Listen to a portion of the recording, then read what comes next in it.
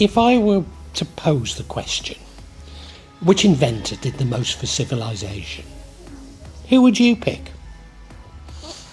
Maybe the unknown Sumerian who invented the wheel, or Abraham Darby for the invention of the blast furnace. Indeed, at the time of writing, I've been painting the cast iron of a garden bench, which undoubtedly a copy of one of Darby's original designs. What a John Kay for the flying shuttle. Or could it be another John Kay and Joseph Arkwright for the spinning frame? Maybe James Watt and the steam engine. Henry Ford for mass production. And what of electricity? But exactly who should we attribute this to? Benjamin Franklin, Michael Faraday, Thomas Edison, Nicholas Tesla maybe. Charles Babbage and Ada Lovelace for the computer. Or maybe someone more recent such as Tim Berners-Lee for the World Wide Web. Or even Kanye West for Yeezys. The more thoughtful amongst you might think of Alexander Fleming for penicillin, Marie Curie for her work on radioactivity, or Sigmund Freud for psychoanalysis. Maybe it's just because I spend so much of my life in Manchester, but for me it's Joseph Whitworth. Certainly I misspent so much of my adult years on Whitworth Street and sought inspiration in the Whitworth Art Gallery, albeit the John Kay was also a Mancunian, and others were from around Manchester. Yes, the inventor of the universal screw. You see, the universal screw gave rise to standardisation, without which few industrial products could be made, certainly not mass-produced.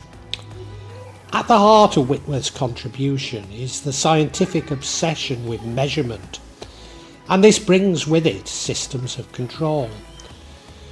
An obsession which I too have devoted much of my life to, attempting to apply industrial principles like statistical process control to the seemingly very unindustrialised services like health, teaching, counselling and even economic development.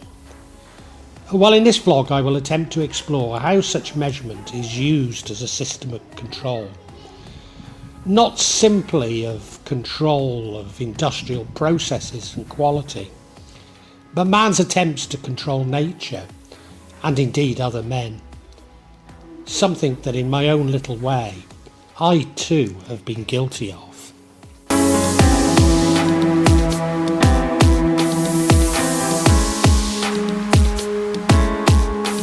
Two events got me thinking about the content for this vlog. Firstly, somebody posting on my channel claiming to be educating me by stating that for quantum physics space-time does not exist. I can't even tell you who they are because they ended up deleting their comment. Not strictly, although this isn't strictly true about space-time, and in any case most physicists would rightly argue that this only applies to the quantum, maybe even that it's only theoretical. Undoubtedly this person posting had picked up the theory from some new ager, employing scientism to make his own theories seem convincing. But what this shocked me was that this poster wanted to educate me on space-time, when so much of this channel is devoted to it, even to what space-time might mean in the quantum. Indeed, I have often argued that time is a human construct. Moreover, I've argued that what keeps us in God's shadow is that is below the moon is temporal, even that our preoccupation with the temporal is a source of evil. Certainly it prevents us from finding God's essence. The other event was re-listening to my own vlog on Shams al-Marif and divine timing. In this is highlighted the difference from divine timing using the sun and measured using a sundial, and mechanical timing using a clock. I would not wish to denigrate the contribution of clocks to many things, especially to ship's navigation, whose accuracy was perfected by Liverpool clockmakers such as John Harrison. Although, of course, this effectively de-skilled mariners, enabling a hierarchy of control on board ships.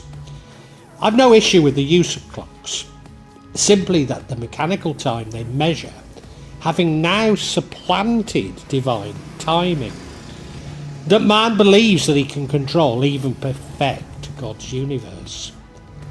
As always, such beliefs come from the Enlightenment. That we can improve on God's creation, that humans, like everything, lend themselves to a machine metaphor, and that by atomising complex problems we can solve them. Therefore, what I call the human construct of time may be seen as a mechanistic attempt to standardise and measure small parts of God's creation. Perhaps the most bizarre example of my argument are farmers' almanacs. First published in 1818 in Maine in the USA, these provide long-term weather forecasts for farmers, along with astrology, folklore and natural remedies. All useful information to farmers in often isolated areas of North America, but based on an idea that an algorithm and machine time can provide farmers with better advice on crop planting and harvesting than their own senses. After all, farmers had used their deep-rooted understanding of nature to know when to do these things. So the almanac really de-skilled farmers, opening up the potential for commercial agribusiness.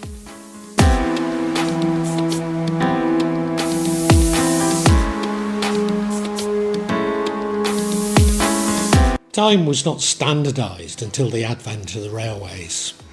After all, how can a railway be run without standard time? Nor Mussolini have maintained power without getting the railways to run on time. In the UK, the Great Western Railway refused to adopt the standard time and used its own definition used as Bristol time. After all, Bristol being west of London, its actual time was indeed 10 minutes after that of London. It is only an agreement of universal time zones which insists that London and Bristol should be on the same time. Actually, the Great Western Railway were amongst the first to adopt Greenwich Mean Time, but a clock showing both London and Bristol times on its corn exchange captured the public's imagination, hence the term Bristol time. Liverpool, Manchester and Scotland were a little later, and the southeast of England amongst the last, presumably because the difference was less significant. In fact, in 1880, Greenwich Mean Time was legally enforced. This meant that local sundials had to be recalibrated, a triumph of man over nature, mechanical time over natural time, and his fellow man. I'm sure that we all accept the necessity of clock time for things like travel, and maybe our inability to comprehend anything else illustrates how time itself imposes a whole control system upon us all. Let me illustrate with my often mentioned visit to see my mother die in the UK. I normally focus on the incredible difficulty I had in getting to the UK to see her, and this would illustrate what I want to convey. But perhaps returning to Indonesia provides a better illustration. I'd pre-booked my return flight with a non-refundable and changeable ticket. One might argue that this was foolhardy, but given that it took me over a month to secure this ticket for $2,500, maybe you will comprehend. Whilst I did absolutely have to get back on that date, whilst I didn't absolutely have to get back on that date, had I overstayed significantly, it would have put my residents in danger. Furthermore, I'd noticed an increasing trend for people who you need to do something for you, to ask you when you were returning, and leave everything until then, i.e. to expand your time. There were rail strikes in the UK, my only realistic method of getting to the airport. During the entire time in the UK, I would check that the return date was not a strike date, as I was prepared to leave earlier for Manchester and stay in a hotel. But no, the date appeared fine. That is, until the actual day came.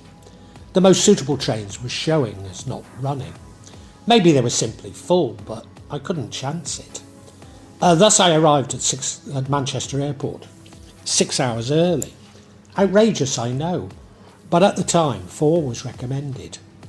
What do you do for 6 hours at Manchester Airport? Well, I decided to go for a drink. Unfortunately, the Donkey Stone has long since gone, and as I approached a bar, a vicious Spanish lady explained that I had to order online and pay by card. You know me well enough to realise that I refused and was told to speak to the manager, who was a lovely man and completely understood my position. But if we dissect these events, maybe we can comprehend the system of control. We might ask why I found it so hard to visit my mother, but I've done that one to death. Or why I risked my residence by sorting out my mother's arrangements.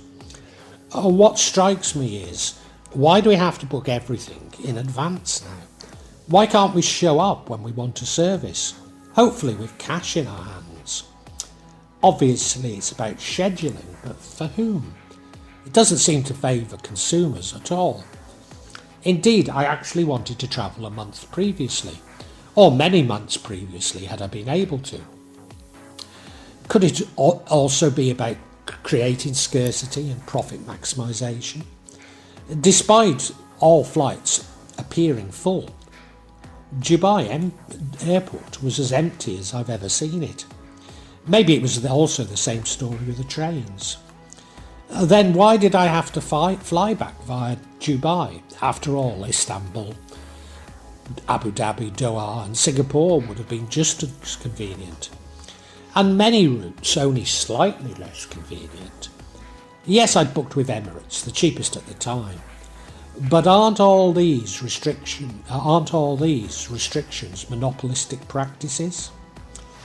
I know. You think I'm crazy. But buses in most of the world only set off when full and drop passengers off along the way. Not only does this system work, it works extremely well. Even now, most restaurants insist on pre-booking, despite struggling financially. Why do we all want to go to a restaurant at the same time and not when we are hungry? Is this not an illustration of the control time places on us all? Not convinced? Well, I'll return to this.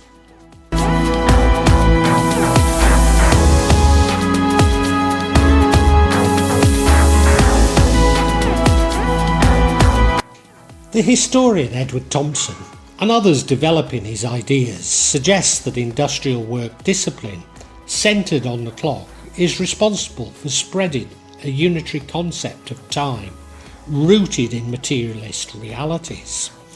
Indeed, in a history of the English working class by Thompson, one is struck by the massive struggle between labourers and the owners of capital over the imposition of time. Even as a child, whilst we no longer took the day off on hearing the first cuckoo, we did manage to avoid maths on spotting a jasper or wasp. Of course, this time discipline predates industrialisation, certainly within the West, but its symbolic significance is immense. We're paid for our time and not our labour. Clocking in and out was imposed, with fines to reinforce this control system. Following the neoliberalism of Margaret Thatcher, workers in the UK began leaving their jackets on their seats, while skiving off somewhere, simply to give the impression that they were putting the hours in. So we've all become preoccupied with time, no more so than myself. How else do you explain 6 hours early for a flight? People, interests and activities are all seen as time wasters. But what does this really mean? At best, time is simply a measurement, yet we treat it like a resource, a scarce resource. So time reinforces the illusion of scarcity within God's bounty.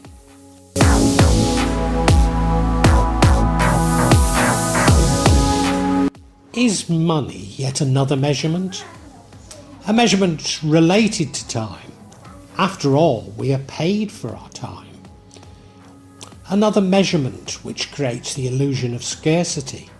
Remember my fully booked flights and empty airport. Like mechanical clock time, money predates the Enlightenment and industrialisation. Indeed, fiat money goes back to maybe as far as 900 BCE to China. Combining money with the concept of scarcity, we justify hoarding, we justify inequality, which surely isn't what God intended. But what exactly does it measure? After all, fiat money has no intrinsic value, and digital money even less. We seem to organise our societies as though money is a measure of a person's worth, when really we should be treating it as though it were a psychological social disease. Within most of the world, maybe all, money even determines crime and punishment. And yet we cling on to a belief in good and evil, that some deserve punishing, when that is God's domain. I've already issued a meditation about money and discussed it many times, and so will refrain from saying any more. I really don't want to labour the point about money, as this is a vlog about measurement and control. How measurement, whilst at the heart of science, has imposed the assumptions of the Enlightenment on humanity.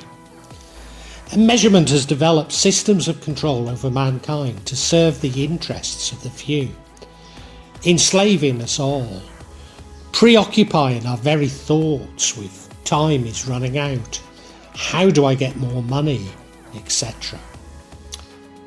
One only has to think about the recent health crisis to understand that science is not neutral, as Carl Sagan famously argued. Of course, those seeing science as having been manipulated by powerful forces, and that is correct.